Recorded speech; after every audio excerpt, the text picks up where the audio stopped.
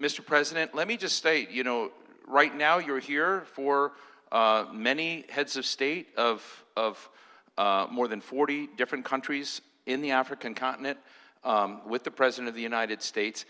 Is this summit going to matter for Rwanda in any specific, tangible way? Well, yes, we are here. We are having a summit, U.S., Africa, getting together. We are here 2014. Did anything come out of that? Well, we had a good meeting. At least we had a good meeting. Even now, I think we are going to have a good meeting. The rest, I think, and you were there then. You're one of the few that were at both. I was there. I was there 2014. Now, this time around, I'm here. We come and participate. We give our views about many things to do with Africa or to do with the relationship with the U.S. And we keep going. Well, I interviewed a woman yesterday. Her name is Arikana Chihombori Kwao. If any of you know, she's the former African Union ambassador to the United States. She's right now in Zimbabwe, and I interviewed her yesterday.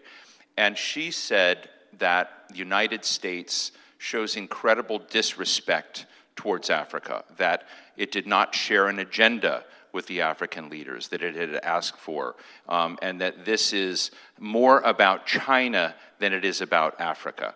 And I'd just be interested, it's an interesting frame that I think was candid and was a critique of the approach that American policymakers. So what's the tough love that American policymakers and President Biden need to hear about how they deal with African leaders?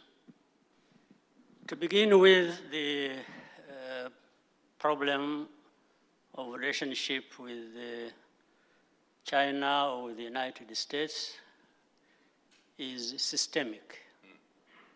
If you go many years back, when the international institutions were being formed, Africa was not anywhere at the table where many issues were discussed.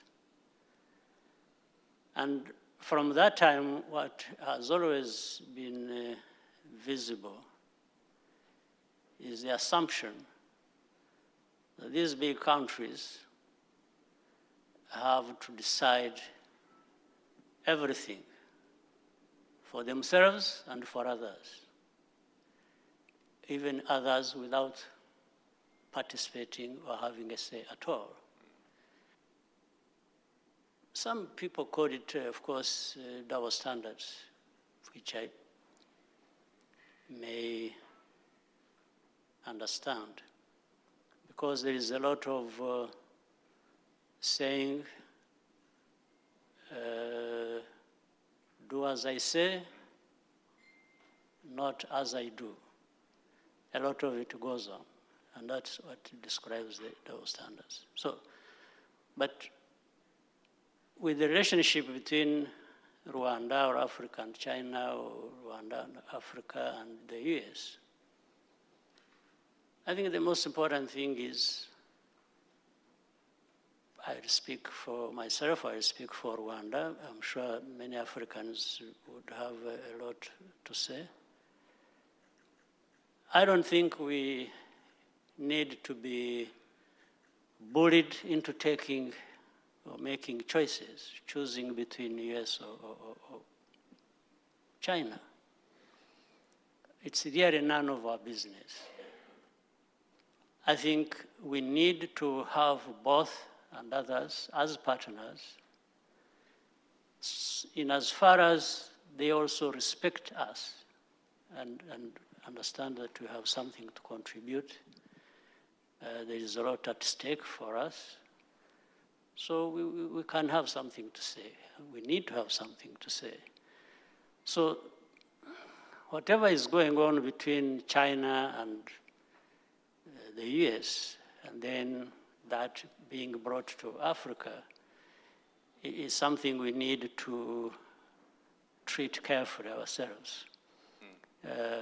Minding our business, we have countries to run, we have a continent that should be in this conversation the way it should be. So there is therefore, on our part, at least as far as Rwanda is concerned, to resist being drawn into these big power plays and just associate with anyone who gives benefit to the country or who listens to you and respects you. And I think that's the way I would prefer we go about the business. When you and I chatted last year, I raised the U.S.-China issue and said, Steve, U.S.-China are important, et cetera, we can deal with them, but, Rwanda has its own story. If you go to an American in Oklahoma, Alabama, anywhere who may not be tuning in right now and said, what do you think about Rwanda? For them, the frame is probably about the genocide. That's what they last know and remember. Others, we see a lot of coverage of you. See, the Paul Kagame story is one where some people look at you as a liberator, a savior. Other people look at you as a strong man, who wants to keep his job a long time. What is the Rwanda story that you want Americans to know, others from the continent to know? What is the proactive Paul Kagame agenda that you put on the table? Rwanda is not just a statistic. We are there, we exist. And we have to make sure Rwandans live their lives the way they have chosen to, not being dictated to by anyone. Whatever problems Rwanda has, so do these other countries, big or small, have their own problems. I can't be dealing with my problems and allow you to bring on top of that your own problems. So I have to deal with my problems the way the people of the country have chosen. And of course, mindful of the fact that there is no country that lives on its own or stands alone. It's not an island. We relate with others. We have to relate with others. There's no question about it. We have to listen to other people, what they say about us. And we must tell other people what we think about ourselves and what we want to do for ourselves. So in that interaction, that's where we all benefit. I can't be there. In fact, if you look at even our own history, the many problems the country had, many would attribute that history to external factors. They talk about colonial times and what happened and so on and so forth. For us today, we are not there. We've left that behind us. Mm-hmm. What happened in the past happened. We learned lessons, but you have to look more to the future than to be caught up in the blame game of who did what to us in the past. Now we are there. What are you going to do for yourselves is the question. So that's what we concentrate on. We concentrate on saying, whatever happened in the past happened. Have we learned lessons? What do we do for ourselves? So the people you would ask about Rwanda and tell you all kinds of stories. There are different categories of people. There are those who know absolutely nothing about Rwanda, and yet they want to tell you the stories about Rwanda. There are others who know the stories, but they have their own views of how Rwanda should be and so on and so forth. They have their own right to do that. There's another category of those who know In fact, it is their story. They want to tell it as it is, or they want to do whatever is possible for them to contribute to the well-being of Rwanda, and that's the other category.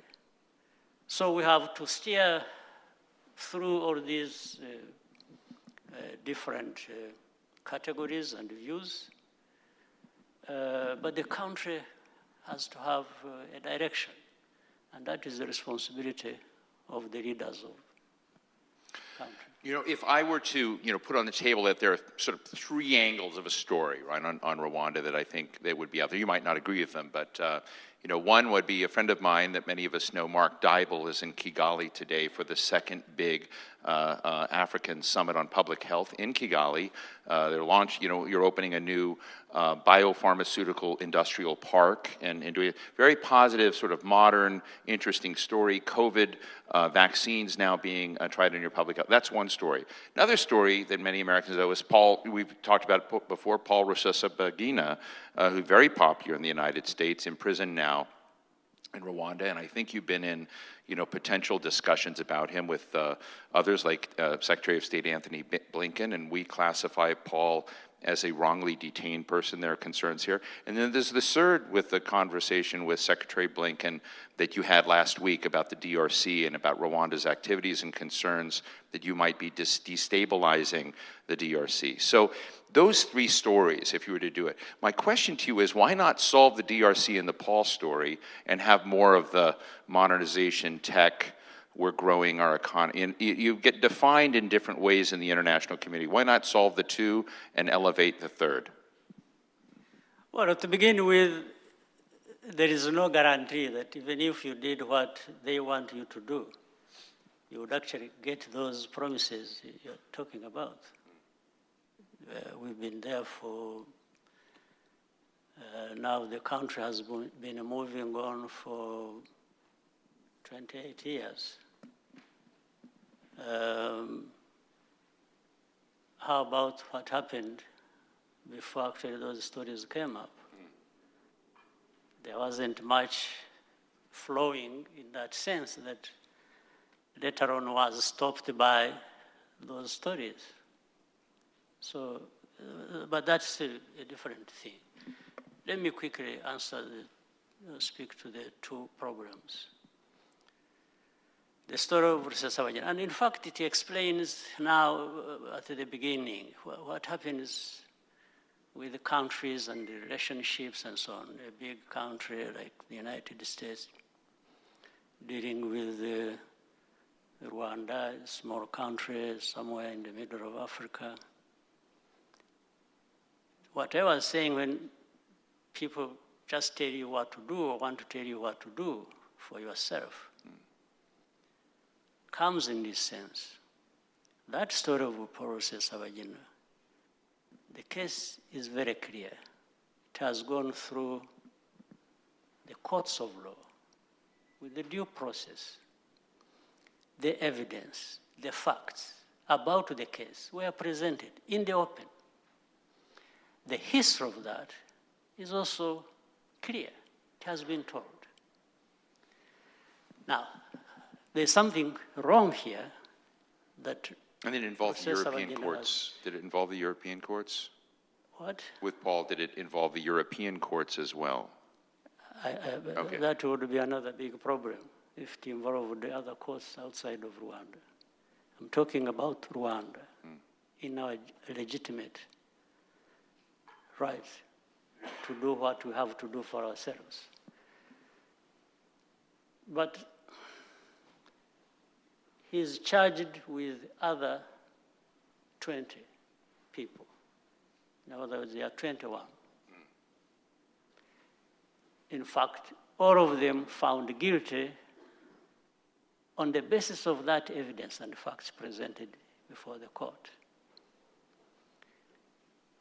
The other 20 are not complaining because some of them admitted what they were involved in, and with Rusesabagina as even at one time their leader.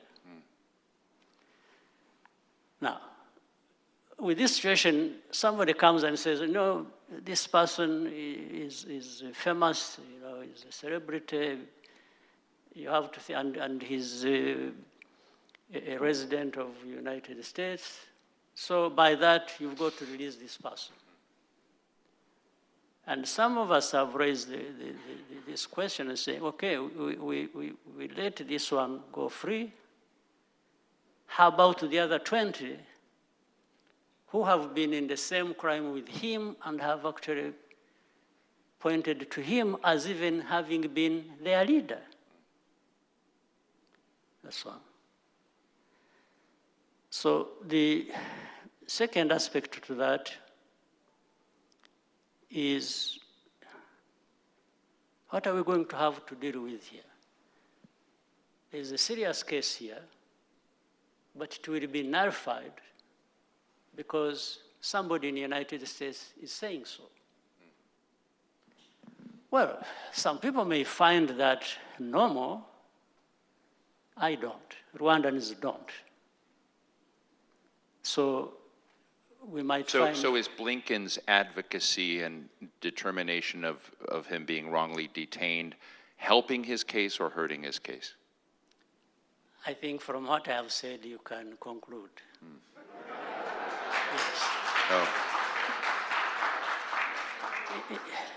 Because we've made it clear there isn't anybody going to come from anywhere to bully us into something to do with our lives, and we accept it. Just finally, is there And maybe make an invasion and overrun the country, you can do that, but... Is there an arrangement with him that would work to, again, I think the tension is, again, to come back to the biopharmaceutical park, to come back to, what Qualcomm and others are doing in the state, to look at, the advancement, the bets you're making on technology. Is there not a path to help check that problem, or is it just going to remain part of the Rwanda picture? But why have this problem isolated? And how about many problems that happen in the country? What happens? If we are going to be dealing with our problems in this manner, that the one associated with somebody who is powerful will not be held accountable, but the rest will be held accountable. I don't understand it for anything. But let me quickly go to the Congo problem. For Rusesabagina's case, I think it's clearly where it is. People can keep talking about it. I'm not interested in going into a lot of other details here and there, but those also are happening. But what I wanted to tell you was the general frame of mind around this case and how it operates. It doesn't matter, because we can't just make one person so important that they want to be held accountable. And by the way, this is even when the person we are talking about himself provided evidence against himself by saying what he said, and that is on camera, that can't be disputed. And the responsibility of deaths of people, of Rwandans, if anyone thinks it can just be wished away because of some things, well, we'll see how to deal with that. But let me go to the Congo problems. First, again, I simply try to bring out facts. This Congo problem, the Eastern Congo, where there are over 100 armed groups, local armed groups in Eastern Congo, 100. One of them being the one they call M23, but there are 100. The M23, and there are many refugees. We have about 80,000 refugees in Rwanda from Congo who are associated with this group, meaning their relatives or whatever.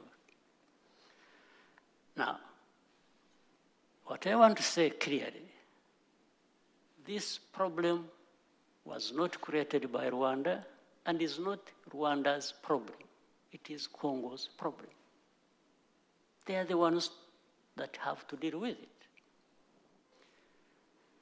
Now, to say that we can be helpful also, and the region is trying to deal with the matter, the East African region, to which now DRC also has become a member of, that's okay. But it seems the entire responsibility has been put on the shoulders of Rwanda, be it the Congolese leaders and the government, be it the international community, be it everybody is running away from that problem, and they say, oh, this is Rwanda's problem. And we say, no, it's not our problem.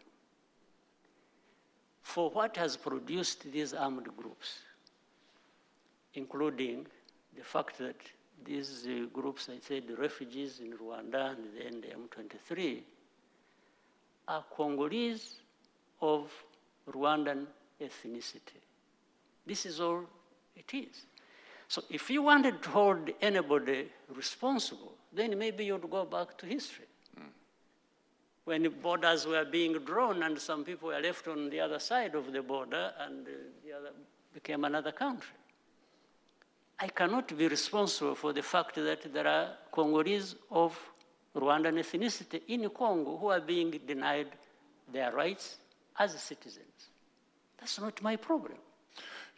So do you think Secretary Blinken has an incomplete picture or a wrong picture, and has he revised his picture? I really don't know.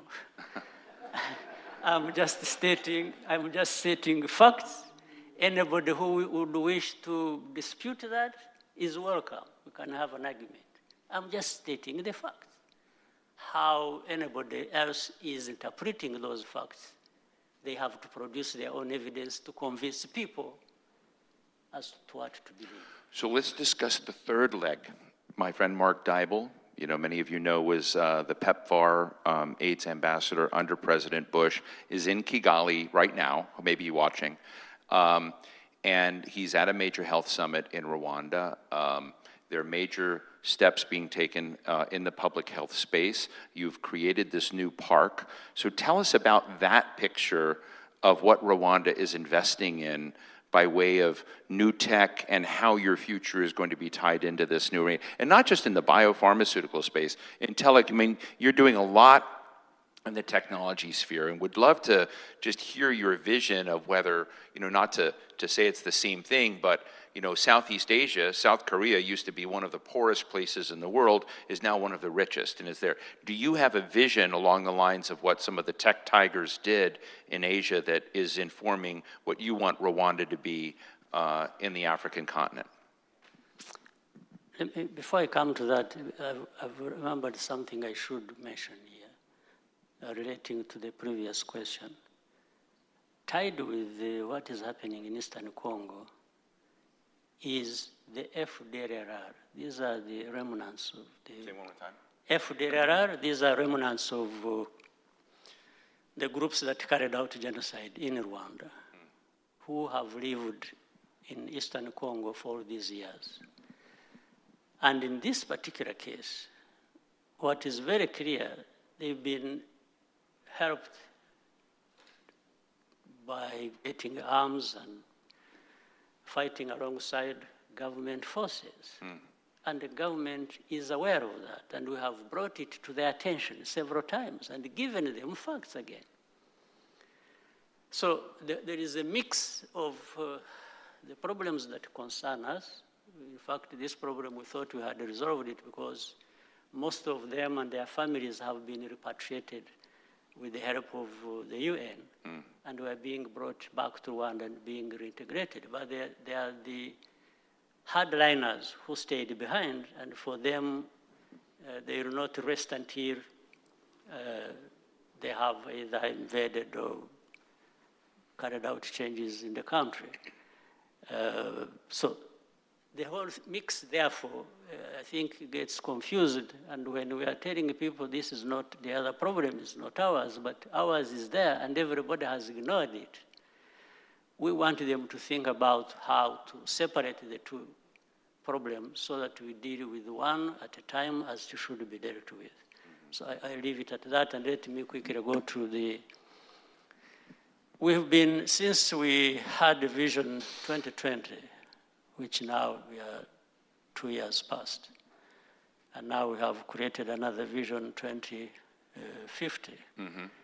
But in the first... Are you going to still be president in 2050? Well, I just... Oh. I just wish, like anyone else here, we live only for so long. So then, so I think about that. But right. So with a plan. That's not really my worry at all. Yeah. If I'm alive, there are many things I can do beyond being president. But if living up to 2050 means I need to be president, maybe I can think about it. So the vision was about education, right, and training of our people to have skills.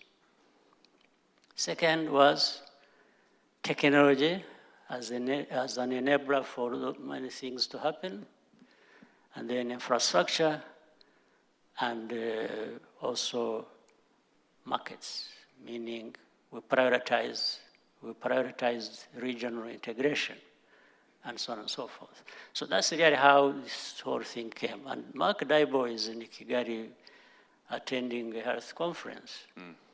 And around that, as you said, we saw for a fact last situation of the pandemic during COVID.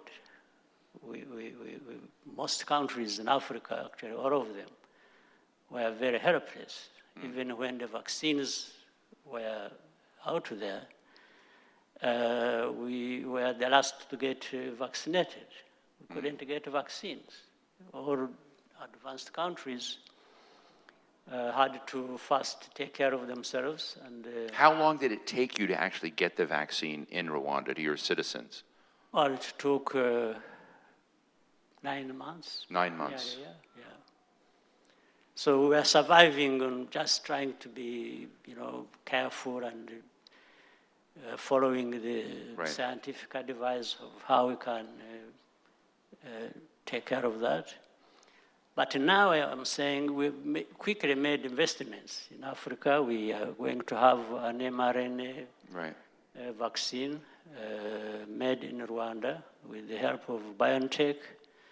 There are other efforts in Ghana, in Senegal, in South Africa. But this is one of the reasons in advance, we thought about investing heavily in technology, not just BioNTech, but also in other areas. That's why we have in our country coding academies, young people, so that we have also focused on ICT and other things. So technology has become, for us, of course, even when we started, people were saying, how do you think about information and communication technologies when you need food, you need schools, you need this and that? We said, well, that actually goes alongside all of those other efforts. Mm.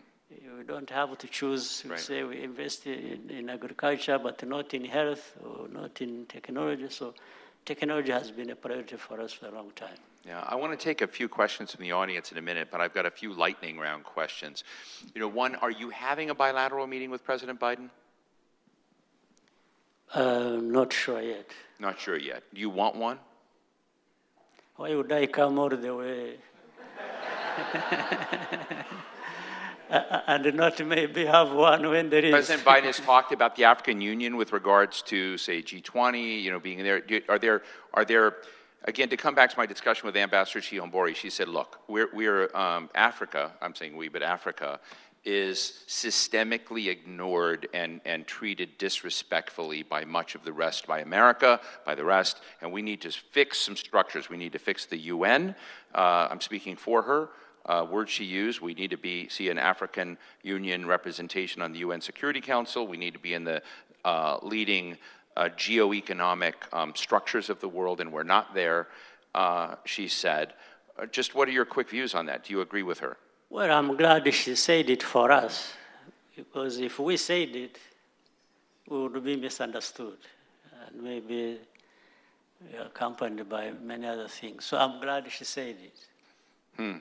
What would you tell President Biden if you could share with us if you do get your bilateral? Well, I would say that Africa should not be ignored. Africa is not just to be seen as a place of problems, because as we have seen even in the recent times, everybody has problems. Yeah. There's not a single country that doesn't have problems. Not a single one. So some problems bigger than others, but everybody has problems. But what I would say is to have an African policy in place that works and can be predictable and people can contribute within and towards that.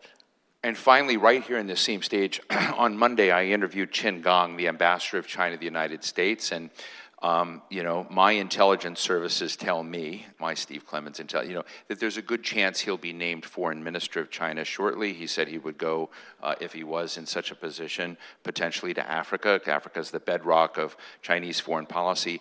I asked him about the Chinese debt trap, the so-called debt trap, and he said there is no debt trap.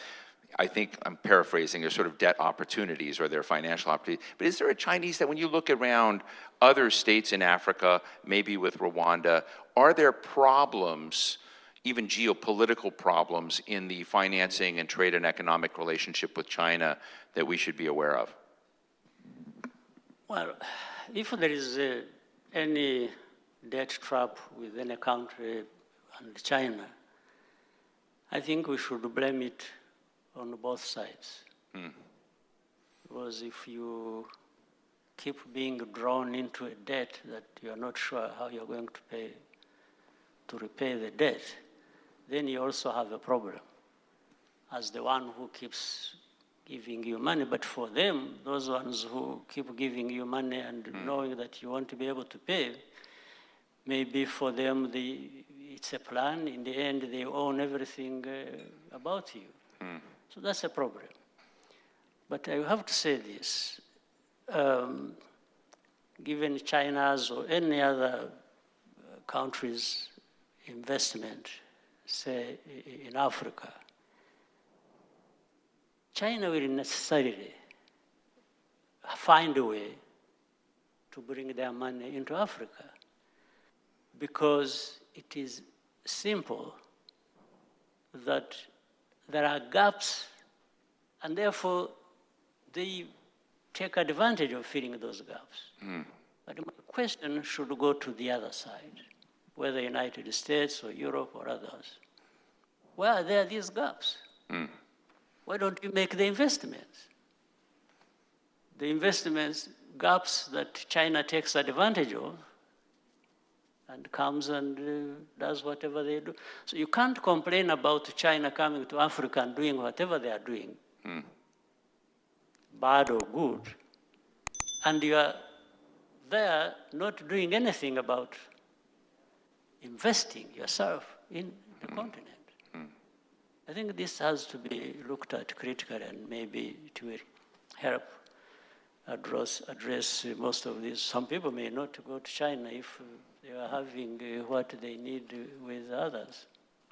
As you know, I'm looking at your communications person, Stephanie. I could talk with him for hours, but I know you want me to go to Q&A. So, Alexis, I'm going to go to you first. We have a microphone because we're streaming live. I want to make sure that Alexis is here. We'll go around a little bit. This is Alexis from our team. Alexis? And identify yourself so the world knows. Okay, so my name is Alexis Akwajiram. I am the managing editor for Semaphore Africa. And my question is focused on the relationship with the UK.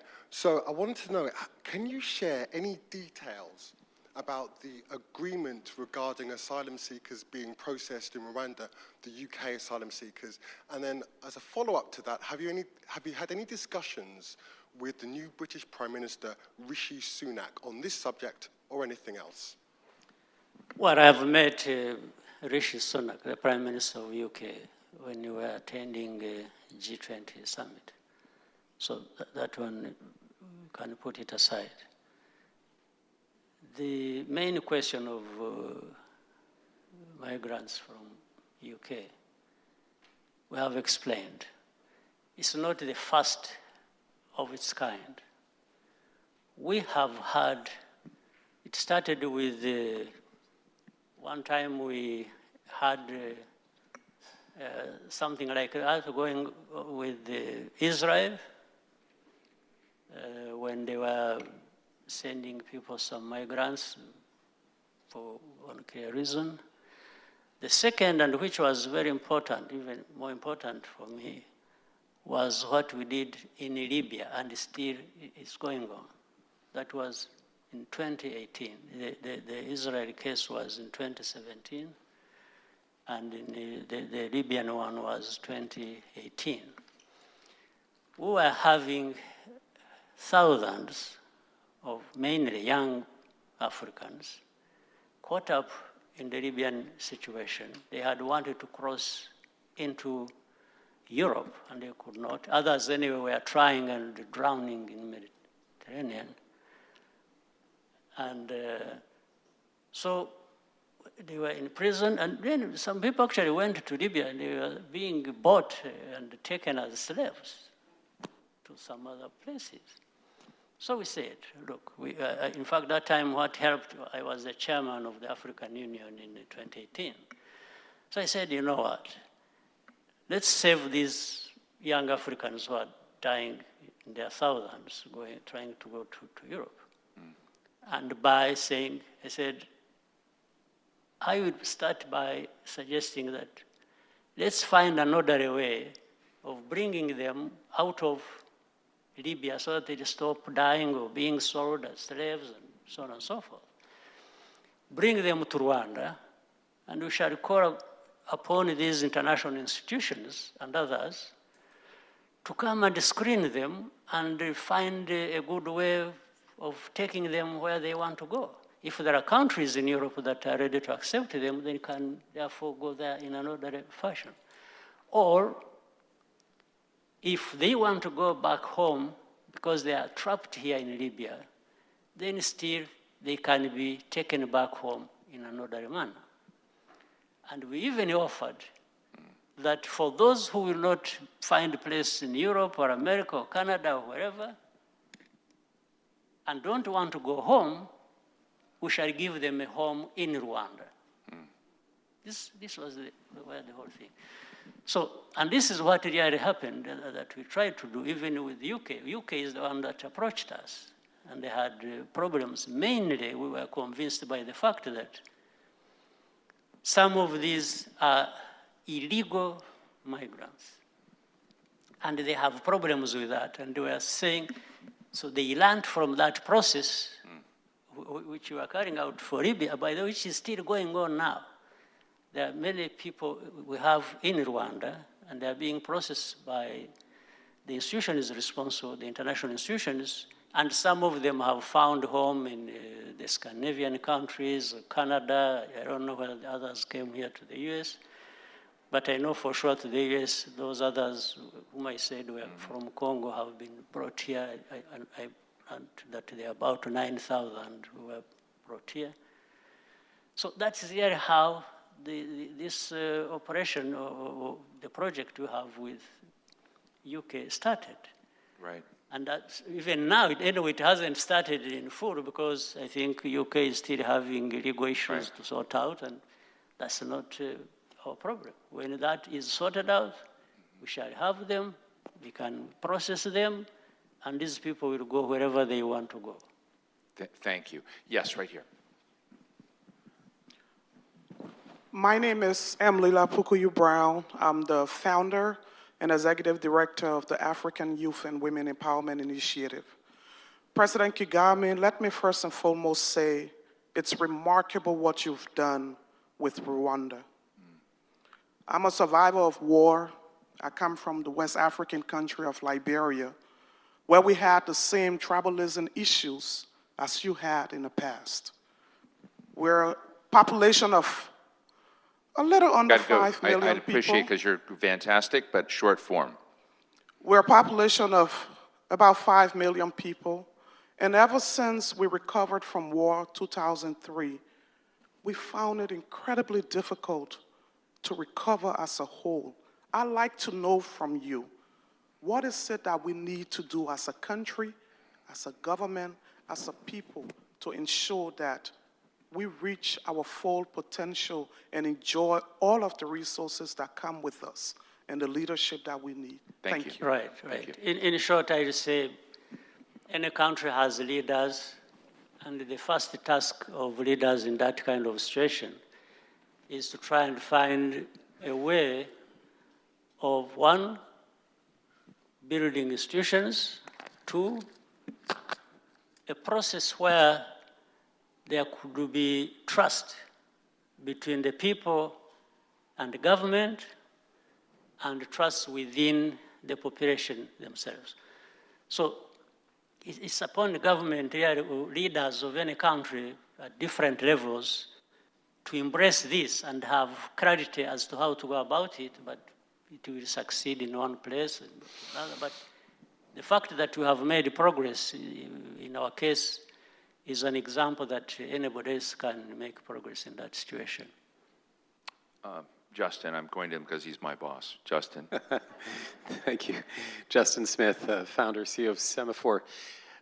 This event, as you know, is, maybe from behind you, is sponsored by 3 American companies, Qualcomm, MasterCard, and Cisco, who are very interested in expanding their presence in Africa. I want to ask you a question, or get your reaction to a comment that I heard in private from one of Africa's leading business leaders, who said, Justin, you know, our hearts are with America, but our brains are with China.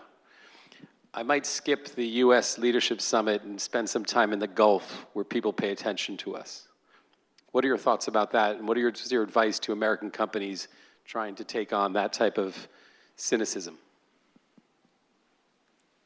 Well, unfortunately, I'm not the one to get rid of that cynicism. It's the other ones who, but for sure, on a serious note, I think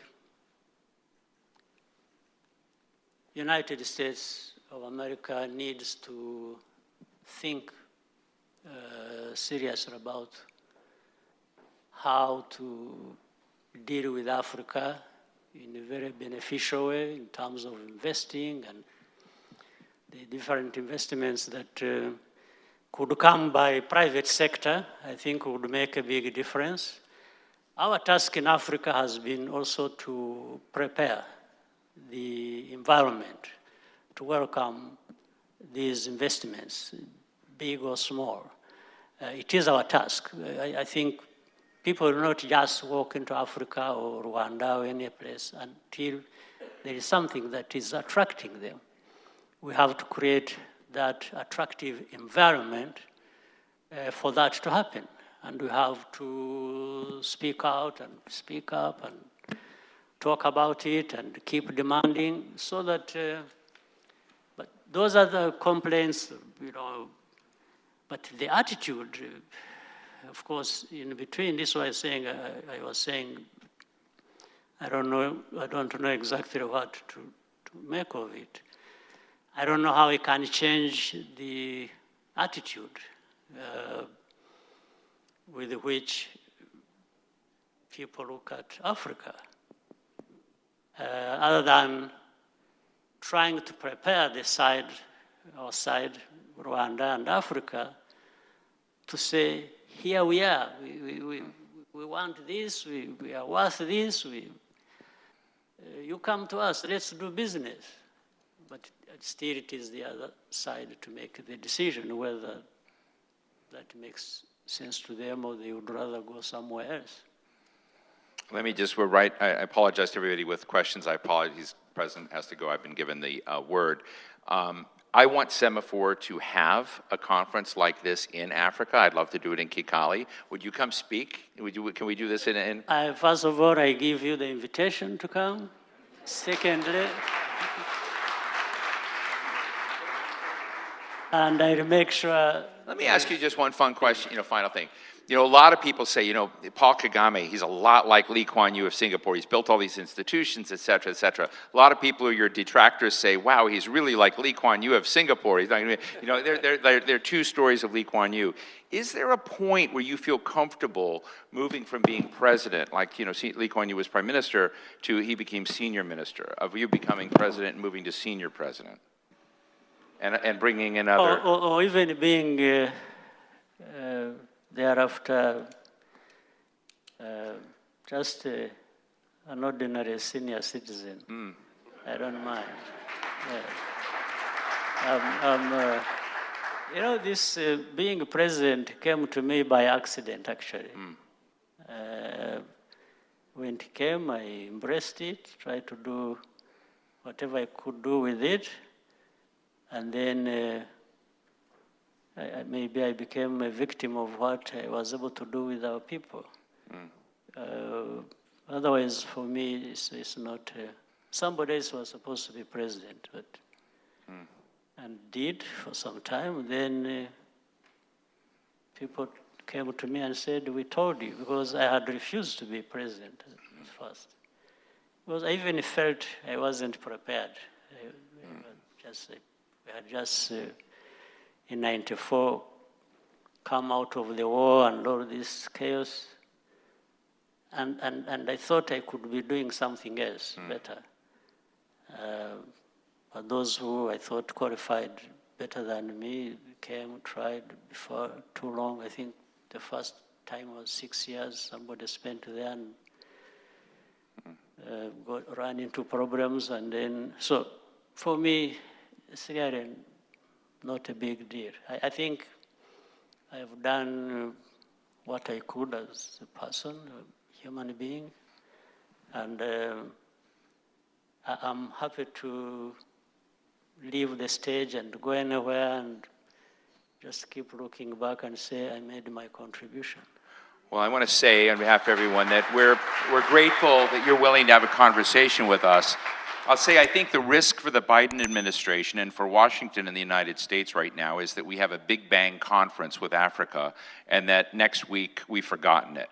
I don't think Semaphore is going to do that, that our conversation, I hope we can continue to have a conversation, candor, back and forth, and I know that our team with Semaphore Africa will continue to be consistently and fairly engaged in Africa. Thank you so much, Mr. President, for joining us. Steve.